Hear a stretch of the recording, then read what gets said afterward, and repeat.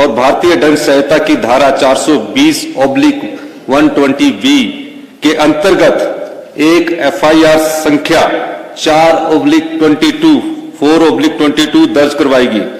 उन्होंने अपनी शिकायत में बताया कि श्री संजीव कुमार ने उन्हें आश्वस्त किया है कि वह 2.5 लाख में आगामी JOA का प्रश्न पत्र उपलब्ध करवाएगा।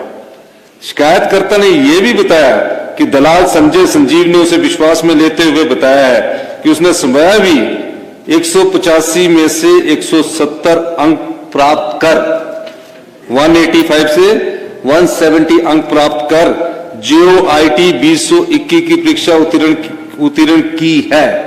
यह सूचना मिलने पर पुलिस दल ने हिमाचल प्रदेश अधीनस्थ कर्मचारी चयन आयोग हमीरपुर की वरिष्ठ सहायिका श्रीमती उमा आजाद के घर पर छापामारी की,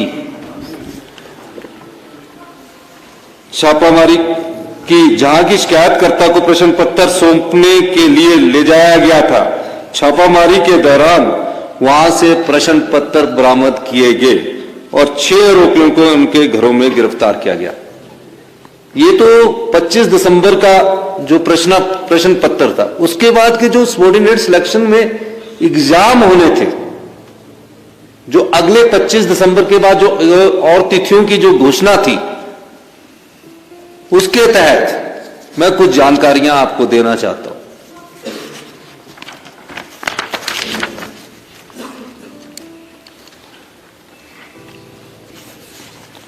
क्योंकि पैसे का आपको पता लग गया है। प्रश्न पत्रों के 3 सेट जूनियर ऑडिटर, इसकी अभी तिथि एग्जाम की घोषित नहीं हुई थी। ये प्रश्न पत्र भी उनके घर से मिला।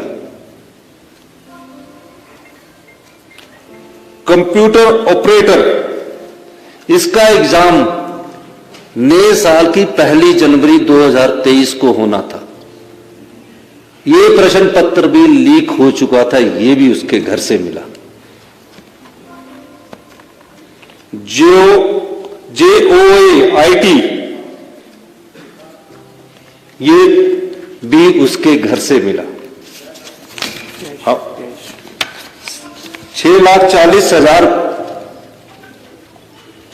रुपया उनके घर से मिला। और ये कोई छोटी बात नहीं है कि जो सबऑर्डिनेट सिलेक्शन बोर्ड के कर्मचारी थे, जो भी था, वो सब शंका के दायरे में आ गए। और ये जो धंधा था पिछली भारतीय जनता पार्टी की सरकार से शुरू हुआ, उसको विस्तृत जानकारी प्राप्त की गई। सभी सूत्रों से पता किया गया तो कहा गया कि कई ऐसे जिनके रिजल्ट निकल चुके हैं, वो लोग भी चयनित हो गए। हमारी सरकार ने फैसला किया, गंभीर बात है। और इस दृष्टिकोण से हमने एक SIT का गठन किया जो पूरी छानबीन कर रही है। उसके बाद जब विश्वास ना रहे किसी संस्था पर, हमने फैसला किया कि जो भी सबऑर्डिनेट सिलेक्शन बोर्ड में भविष्य के जो पेपर लीक हुए हैं, एग्जाम हुए हैं, वो इस स्थिति में तो नहीं हो सकते जहां कर्मचारी सम्मिलित हो। उस दृष्टिकोण हमने पिछले कल फैसला किया कि सबऑर्डिनेट सिलेक्शन बोर्ड द्वारा जो भविष्य में जो भी अभी परीक्षाएं ली जानी थी या ली जानी है, उनको परीक्षाओं को तो आगे पोस्टपोन किया गया, लेकिन चयन कर्मचारी द्वारा जो परीक्षा ली जाएगी उस बोर्ड को हमने सस्पेंड कर दिया गया है और उन सबको SIT के दायरे में लाकर इंक्वायरी शुरू कर दी गई है।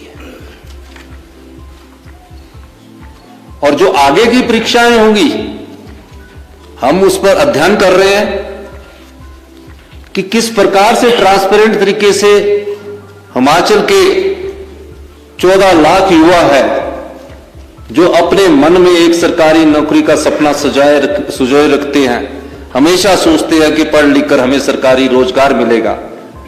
गरीब माँ बाप का भी एक सपना होता है कि उसका बेटा सरकारी नौकरी लग जाए, अपने बच्चे को कड़ी मेहनत से वो पढ़ाता है।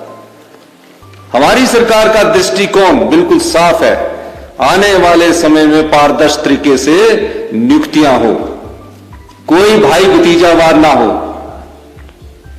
मेरिट को इग्नोर नहीं किया जाए, कोई रिश्तेदारी ना देखी जाए। बड़े दुख के साथ कहना पड़ता है कि पिछली 5 साल की भारतीय जनता पार्टी की सरकार ने अपनी आंखें मूंद रखी थी। अयोग्य उम्मीदवार चुने जा रहे थे, पेपर खरीदे जा रहे थे, पर भारतीय जनता पार्टी की पिछली सरकार के कान पर जूं नहीं रेंग रही थी। उदाहरण एक सामने आया, पुलिस भर्ती पेपर हुआ, मामला पता लगा कि पुलिस भर्ती पेपर लीक हो चुका है। उससे पहले भी एक मामला सामने आया, विधानसभा के पटल पर हमारे सदस्यों ने आवाज उठाई कि पेपर लीक हो चुका है, लेकिन भारतीय जनता पार्टी ने अगर आंखें मूंद ली है उस सरकार ने, तो ये हिमाचल की जनता के साथ भारतीय जनता पार्टी की सरकार ने हिमाचल के लाखों युवाओं के साथ बहुत बड़ा धोखा किया है। इस धोखे का जवाब भारतीय जनता पार्टी को देना पड़ेगा। 14 लाख युवा जो सरकार से आशा लगाए बैठे थे, उस आशा के अनुरूप उन्होंने कार्य नहीं किया है। इसलिए हमने फैसला किया है कि अगले 60 दिनों में पूरे भर्ती प्रक्रिया में पारदर्शिता लाई जाएगी और जो हम जो एग्जाम करवाएंगे वो पूरे पारदर्शिता तरीके से आगे लाएंगे। और जो भी पेपर लीक करने वाले सम्मिलित होंगे उनके तहत एक्ट में हम प्रोविजन देख रहे हैं कि कोई स्ट्रिक्ट एक्शन कैसे लिया जा सकता है, उस दृष्टिकोण से भी हम कार्य कर रहे हैं। इसलिए मैं आप लोगों से ये कहने आया हूं कि जो सरकार पिछली थी उस सरकार की भी गलतियां हैं। हम सारी जानकारी अभी और एकत्रित कर रही है, कुछ और सनसनीखेज जानकारियां हम आने वाले वक्त में आपके सामने लाएंगे। लेकिन सबऑर्डिनेट सिलेक्शन बोर्ड को पिछले कल हमने बैठक की, अधिकारी महोदयों से, विधायक नेताओं से हमने पूछा और एक नीतिगत फैसला किया गया कि इसकी वर्किंग को पारदर्शिता लाना पड़ेगा। होता क्या है, इन संस्थानों में जो व्यक्ति पीएन लग जाता है वो यहीं प्रमोशन लेगा, यहीं से रिटायर होगा, यहीं से प्रमोशन लेगा, यहीं से रिटायर होगा। वो 35 साल तक एक ही संस्थान में लगा रहेगा।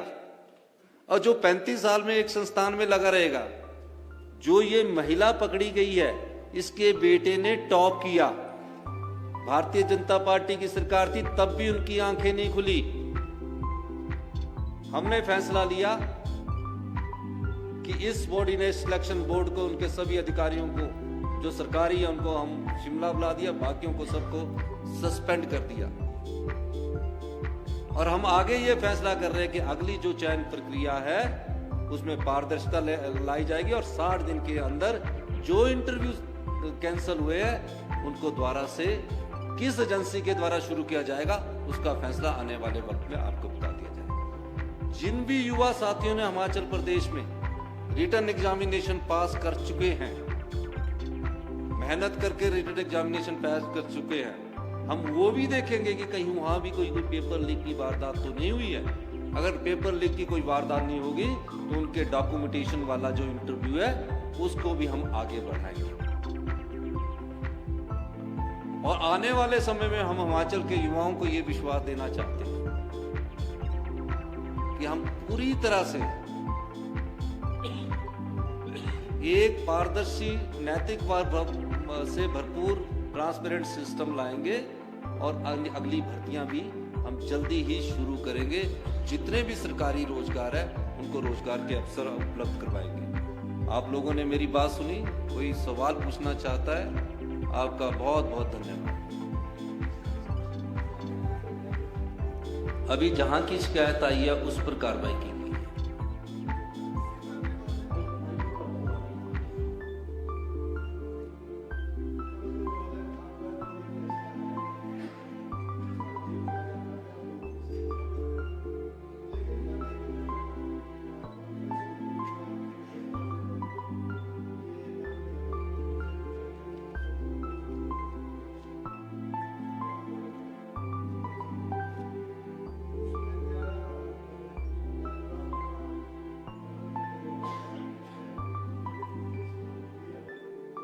भ्रष्टाचार के जो भी मामले आएंगे, Congress party zero tolerance against corruption है, सब पर कार्रवाई की जाएगी।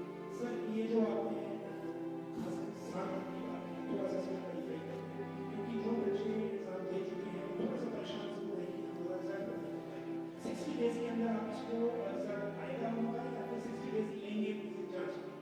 जो बच्चे एग्जाम दे चुके हैं उनका परीक्षा परिणाम तो डॉक्यूमेंटेशंस पर है। किस प्रकार संस्था सबऑर्डिनेट सिलेक्शन बोर्ड लेगा, किस तरीके से लेगा या पब्लिक सर्विस कमीशन लेगा, वो मॉडलिटीज तय की जा रही है। मेरा यह मानना है कि 25-30 दिन में हम सारी मॉडलिटीज तय कर